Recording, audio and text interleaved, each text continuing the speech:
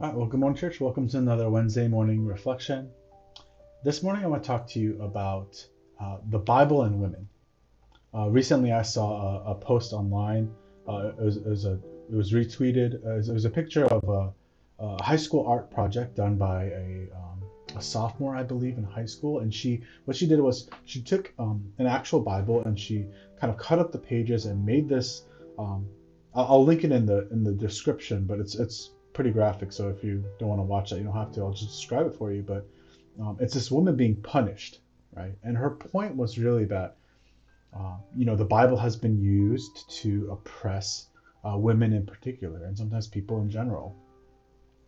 And I think as Christians, we need to be aware of and need to know what it is that people are accusing the church of. What hurts has the church caused in the lives of people? And if we look at history, or if we even look around the world today, we see that people indeed do use the Bible, and in my opinion, misuse the Bible to deny people, and specifically women, of their status as image bearers of God, of their status as genuine disciples of Christ, and as leaders in the church. And I just want to, again, refer to this resource for you all. It's Confronting Christianity by Rebecca McLaughlin. She has a chapter in there on this topic. It's called Doesn't Christianity Denigrate Women? And she points out that, in the early church, there were more women than men. In the church today, there's more women than men. In our church, St. John's, there's more women than men. And she even points out a bunch of these different examples in the Bible where Jesus' ministry in particular is starting to kind of really change societal norms. And that's what I want to talk about this morning. If you would turn with me to Luke chapter 10, verse 38 through 42, here's what it says.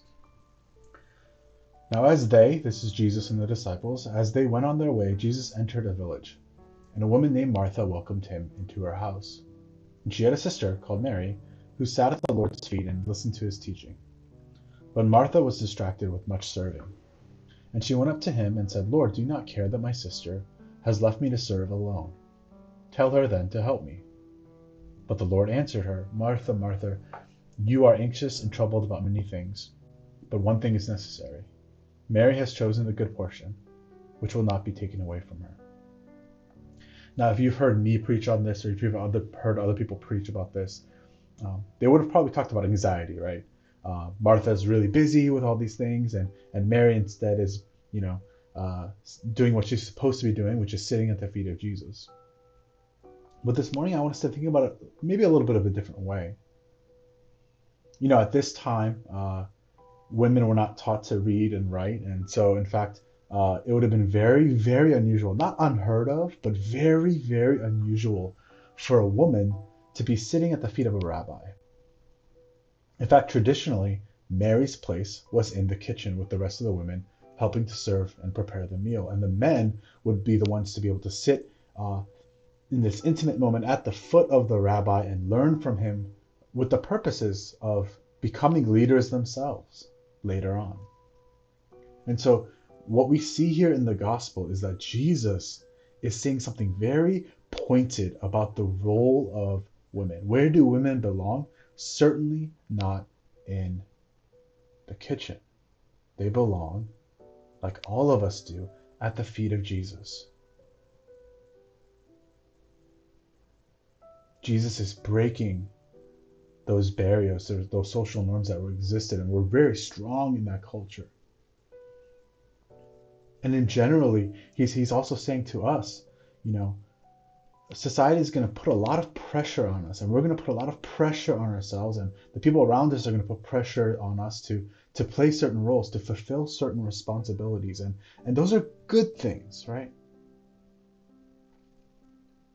Jesus doesn't yell at Martha and say, you're wasting your time. He says, Martha, you're distracted by so many things, but there's really one thing that you're called to do, that you were made to do, which is to sit at the feet of Jesus and to listen, to learn from him, to be his disciple.